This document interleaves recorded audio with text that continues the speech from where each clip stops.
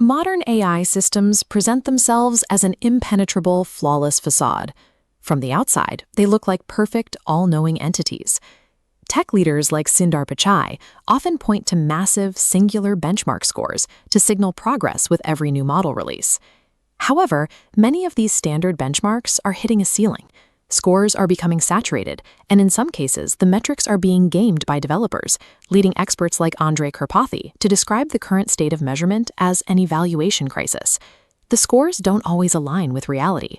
A model that achieves a 90% on a specialized medical exam might still fail to write a basic 10-word poem or correctly identify a dangerous prompt. There is no single metric for artificial intelligence. To see what a model can actually do, we have to look past the top-line grade and measure performance across distinct specialized dimensions. This chart shows the first dimension, the foundation. It visualizes perplexity, a metric that tracks how closely a model's predictions match the probability distribution of its training data. Beyond statistics, the second dimension tests raw memorization. Knowledge exams like MMLU use multiple-choice questions to quiz models on facts ranging from foreign policy to computer science. As models mastered those standard tests, researchers developed more difficult hurdles. GPQA utilizes questions written by subject experts that baffle non-experts, even with Google, leading up to the most recent challenge, humanity's last exam.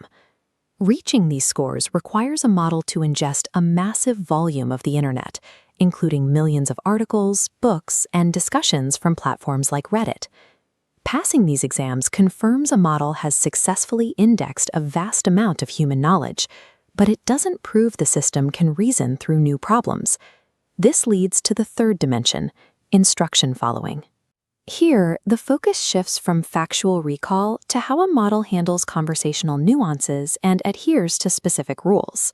This UI demonstrates the chatbot arena, where users blindly compare responses from two different models.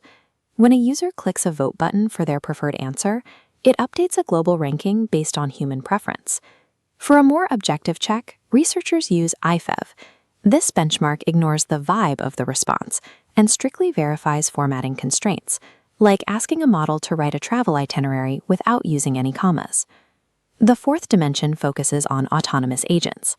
Benchmarks like SWebBench and SciBench test whether an AI can iteratively solve software bugs or handle cybersecurity tasks over several hours. These tests measure the model's ability to execute professional-grade labor, but even the most advanced systems currently score below 20% on these tasks. The fifth dimension attempts to strip away language and memorization entirely to test pure reasoning. The goal is to isolate a model's ability to solve problems it hasn't seen in its training data. The ARC-AGI benchmark does this by presenting models with geometric patterns on a grid.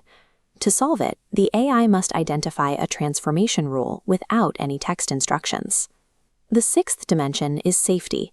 Much like the crash tests performed on new vehicles, models are evaluated through frameworks like HarmBench to see if they will comply with harmful instructions. This involves jailbreaking, using specific prompts and logic to bypass a model's guardrails. If a model can be tricked into providing instructions for a dangerous act, its safety protocols have failed. High performance in reasoning is irrelevant if a model is easily manipulated. Reliability in one dimension means very little if the safety dimension remains vulnerable.